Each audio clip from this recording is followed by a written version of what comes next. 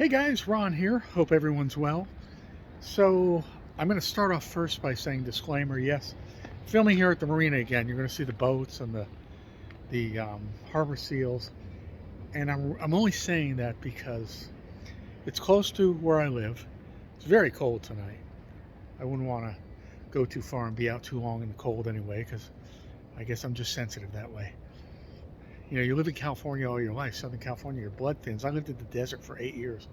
Now I'm really temperature sensitive. Too hot, too cold. Anyway, one subscriber suggested that she was glad that a certain video of mine was not at the marina. So, and I never thought about it before. So I'll try to remind you at the end. If you're sick of the backdrop while I talk to you about these certain subjects that I do in some of these videos, let me know.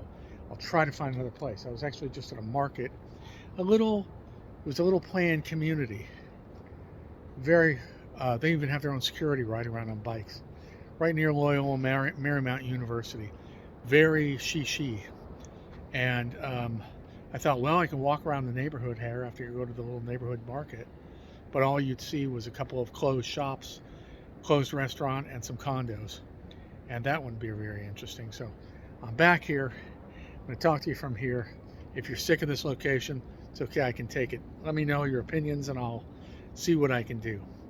All right, so tonight I want to talk to you about Chris Watts and the unbelievably tragic murder of his wife and his two daughters and his unborn child. This is a really fascinating case, which of course made incredible national news in, I believe it was 2018. So I'm going to try to go chronologically, and I'm going to also tell you some of my theories on what happened, just based on research and based on what we used to call common sense. So Chris Watts met Shanann. You know, I have trouble pronouncing Shanann's maiden name. I think it's a Polish or Czechoslovakian Czech name. Now it's the Czech Republic. It used to be Czechoslovakia. So it's either a Polish or a Czech name. I suspect it's a Polish name. And I'm sorry, I have trouble pronouncing it. But I'll just say that Christopher Watts met Shanann. I believe they met on Facebook. And I believe the date was 2010, although dates aren't always my strong suit. Anyway, they met, and they both lived in North Carolina. And they started dating and got married. So, now Shanann was they were both, well, let's see, 8 years, calculating it in my head now. Well, they're in their 20s at that time, and Shanann didn't have an easy life. In fact, Shanann had lupus, an autoimmune disorder, so she battled some health issues, and getting her strength and her body in shape was looking good and feeling good was definitely a priority to her, as I'm sure we can all understand. And Chris was, wanted to be a part of that as he could. He was a guy who was, and I only say this because it's going to come into play later, as far as Chris's physical appearance in his 20s and into his early 30s. Chris was,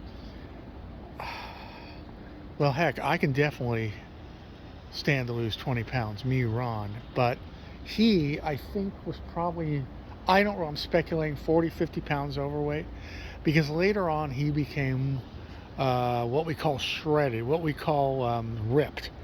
And this led, I think, to a belief in his ego, his self-esteem, that helped lead down a path, a series of circumstances in which he did the unthinkable.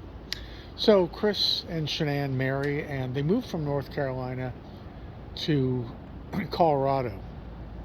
And in Colorado, eventually Chris gets a job with a company called Anadarko, which was basically manufacturing an oil company called Anadarko. And Shanann has a job, has a job as kind of in a telemarketing center. I believe it was for a nonprofit, but I'm not 100% clear on that, or sure about that, I should say. Anyway, they bought a house that seems to me they certainly could not afford. In fact, I believe it was 5 bedrooms, over 3,000 square feet. But again, it could be, in fact, and actually it just sold. They didn't know whether they'd find a buyer, but it did just sell. Anyway, so they have this house in Colorado that they probably can't afford. And only 2 years after moving there, they kept the house, but they did go bankrupt or declared bankruptcy. So financially, it was a problem for them, and or things started to go wrong. Let's put it that way. Now, let me back up a second and say that Chris's parents, Cindy and Ronnie Watts, did not attend the wedding. Now, apparently Cindy, and probably Ronnie too, they didn't like Shanann. It said that Cindy said that Shanann was bossy, and she didn't like the way that she talked to her son. And it's interesting too, because Chris later would echo that sentiment in a way that he felt, and I'm paraphrasing, but he felt that he had to sort of always watch what he said around Shanann. He had to plan what he said, and that with his lover, Nicole Kessinger, who I'll be talking about later, he could be himself and speak freely, and she just was into him for who he was. All plays into what's going to happen. And you know, you watch, there's plenty of footage of Chris Watts, including talking to the police, or talking to the media the day of what the media thought was Shanann and the children's abduction. And Chris appears to be just, I don't know, I guess you'd just call him a dude. He seems to be very flat, unemotional, not rising and falling inflection in his voice all that much, just kind of medium, let's say. I really don't know how to describe it other than that. Certainly more medium than I ever sound. There doesn't seem to be a lot of emotion with him, but boy, did he flip out. So I told you they got married, and her parents, or excuse me, Chris's parents did not approve, and there were arguments too when they would come visit their grandkids. So Chris and Shanann had 2 daughters, Bella and Cece. Cece was Celeste, but everybody referred to her by Cece, her nickname. I just got to film this because that bird is slowly rising and falling on that line. It looks very creepy, very mysterious. Anyway, so the Wattses have Bella and Cece, and they're in Colorado, and even though Chris is making about $60,000 a year, they had to declare bankruptcy. They were in over their head with the house, that's for sure. I believe one of the children also had a medical issue, and there were definitely medical bills, including for Shanann. So eventually Chris meets, oh, well, let me back up.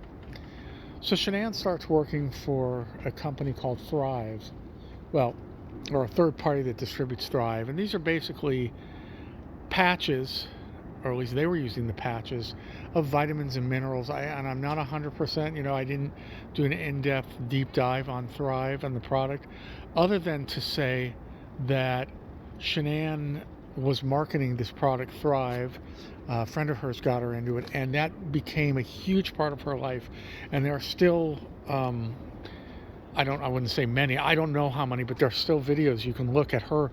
She would make lots of videos for social media, constantly making them regarding the product, and had Chris in them as well. And Chris later said that he didn't like being in the videos, he wasn't comfortable with it, he didn't like showing his family, that he was just doing it for her sake. But there's a lot of material out there, or at least some material, with her doing Thrive, selling the Thrive product. Now, this, I think, was the beginning of the end for Chris's feelings towards Shanann. And I say that because Shanann started traveling a lot, and for work, and Chris was left alone a lot, sometimes with the children, sometimes without the children. And sometimes Shanann would go visit her parents for weeks on end. So personally, I think that Chris was lonely, and I think he was depressed and getting worse. And his coworker said that during this time when she was traveling and the marriage was, time went on and Shanann was traveling a lot and they had financial problems, that they said that Chris went from being a more gregarious sort of, I would never say happy-go-lucky, but they said they could see changes in his mood, anger specifically, kind of quiet anger, depression, anger at work. And that was something that apparently was out of the ordinary for Chris. Now, the other thing that happened was, because Chris was participating in Thrive with Shanann, who was selling it, he started to apparently overdo it. What I mean is, the indication would be to wear one patch and Chris would wear two patches. Now, there's some theories on this too out there, that the long and short of it is that Christopher ended up losing a lot of weight, and there's shirtless pictures of him, which he was very proud to post, and he became really ripped. He became a guy in his late 30s or early 30s, I should say, who was really in good shape. He lost that weight and then some, gained a lot of muscle. There is speculation he was using steroids, and we know that steroids can cause anger and aggression, but we don't have any direct evidence of that. For some reason, I guess he was never tested for that when he went to prison, or when he first went to jail even. There's also speculation, and this is why I wanted to bring it up, the weight loss, that beyond him just probably feeling like, all of a sudden he was more attractive to women and should, branch out. In other words, beyond his vows with his wife Shanann, that there are theories that the product was making him speed it up. In fact, he said that he was only sleeping like 3 hours a night, and it seemed that this product had in fact he was overdoing it. It seemed that it had the effect of like super caffeine, or what used to be called speed. I guess it's now called meth, but its bottom line is amphetamines. And like with anything else, as we know, anything like that can cause an individual to be possibly more aggressive, more even delusional at times, even psychotic. Aggression, anger, and violence sometimes, particularly, when you're messing with hormones and things of that nature. So, I only mention it because that is a theory that Chris's mind his personality started to change because of not only losing the weight, but the other byproduct might have been some kind of personality change brought on by the product he was using. The fact that he was, let's say, his metabolism was just sped up all the time, 3 hours a night, and going to work and dealing with the kids and his wife. I couldn't do it even in my early 30s. So anyway, not for more than a night or two. Anyway, so at some point Chris meets a woman at his work named Nicole Kessinger. Now, Nicole Kessinger, interesting, the mistress of Chris Watts. There's theories that she's in the witness protection program now. I think it's just more likely that she has changed her name, moved on, and hoping that at some period of time down the road she will not be portrayed as a villain. But she's in the wind. She's off the map. If anybody knows where she is, don't tell us, but you can just say, we know where she is. She's working as of this, and that's all I'm going to say. Anyway, so Chris meets Nicole Kessinger, and Nicole says that Chris says that he is separated. And that becomes very important later. Separated, I believe he said separated to the point of living in another bedroom and staying, not getting divorced quite yet because of the kids. But the implication was he was not having sex with Shanann anymore. And in reality, he wasn't having a lot of sex with Shanann anymore, which was a key tip-off to Shanann that something was wrong. Apparently, she suspected there was an affair, but never knew for sure. So on the very last day, Shanann is gone for yet another business trip, and Chris is home, and I believe he was home with the kids. He must have been that weekend.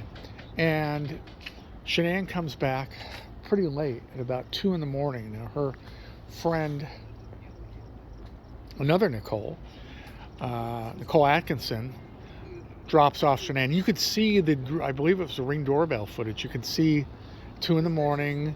You can see Shanann walking up to the door of the house, and you can see Nicole's car waiting there, presumably until she knew that Shanann was in the house safely, which was a nice thing to do.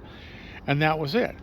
Now, the next morning, or at some point the next morning or early afternoon, Shanann was supposed to have a medical appointment, gynecological visit, because Shanann was 15 weeks pregnant with a boy that they were going to name Nico. So Nicole Atkinson was trying to get a hold of Shanann, who she had dropped off 10 hours earlier, and couldn't get a hold of her. She didn't make her appointment. So at noon, or about 12:30 in the afternoon, the friend that she was, Nicole Atkinson, actually has the cops come over and meet her at the home to do a welfare check on Shanann, and then they report her missing. So Nicole Atkinson gets a hold of Chris at work. Chris comes back. There's footage of this online too. And then Chris gives them permission, the police permission, to search the house, which they do. They find her cell phone in the cushions of the couch, and her medications are there. I believe the children's medications are there, Belle and Cece's. So it's all very strange, and it looks like an abduction. And her car was there, as far as I know. So at some point, and there's great footage of this too, the police bring Chris over to his neighbor's house. This is a big old boy with a backwards hat. I don't know why I'm giving him a southern accent, because they're in Colorado. And you can see the footage of him showing his Ring doorbell, or his security camera footage, to Chris and to the police. And all we can see is Chris's car. Chris, I think, going back and forth to his truck sometime in the very early morning, and then apparently leaving for work. Chris is really, according to the neighbor, and this has been released, after Chris leaves the house, the neighbor is talking to the cops, and he's saying something, and again, I'm paraphrasing, he's saying something is not right. Watts is acting really, I know, you've never met him, I know him a little bit, and I say he's acting agitated, something's off. This guy saw it. So very shortly afterwards, Chris does a appeal to people through an interview on his front porch, and actually he was talking about the kids in the past tense, was kind of strange as well. Let's see if we can get that moon shot. A little bit, yeah. And a planet right next to it. So very shortly afterwards, though, Chris is brought in for questioning. He fails a lie detector test. He confesses he's been having an affair with Nicole Kessinger. And they bring in Ronnie Watts, Chris's father. And in the room there, Chris says first to Ronnie that Shanann killed the girls, and that once he saw that, he strangled Shanann. Later, he basically did a full confession, and according to Chris, excuse me, I was just seeing what those people were going on about. According to Chris, he said that he sort of knew it was going to happen, which was strange. Like something had been building in him, and when he had found out, I think the final straw was when he had found out, and they show this. There's video of this too, taken by Shanann, the exact moment Chris finds out that Shanann is pregnant a third time, and she's wearing a t-shirt that says "Oops, we did it again," and he reads it. You see his face, you see him walk in the living room, and awesome was one of Chris's big words, so he's just saying, "That's awesome, that's awesome, awesome." But apparently it wasn't awesome, because we must remember now, Chris is apparently pretty crazy about Nicole Kessinger, his lover. And according to her, it was a very passionate sexual relationship. And then they also had a lot of great times together in the time that they were together. In fact, that when at a period where Shanann went to visit her family and stayed with them with the girls for, I believe it was several weeks, that almost every night Chris was at Nicole's house. This was a full-fledged affair, and apparently a love affair that was going on. And apparently they wanted to be with each other. And my point is, when Chris knows that when Shanann finds out that he's going to be a father for a third time, then she knows he's been deceptive about the fact that he said he not only was he separated, but he wasn't sleeping with Shanann, his wife, anymore. Well, obviously that's a lie, and he knew he'd lose her. So that's speculation. That leads to motive as well. So,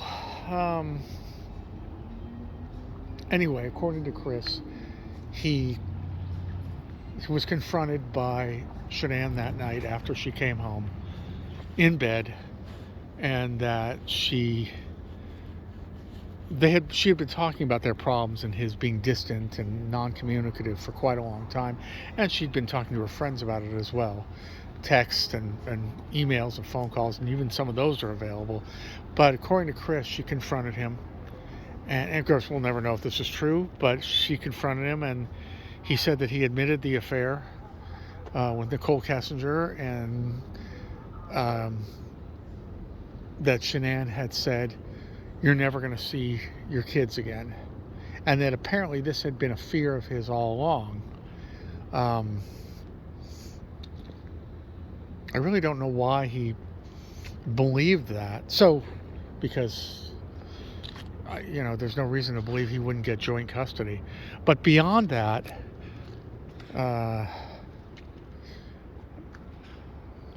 no, let me skip what I'm going to say, just to say that this is Chris's version. She told him, "You're never going to see your kids again," and then in a rage he strangled her. But he also says in various interviews that it had been building in him, like he knew it was going to happen. It would be a relief when it was done.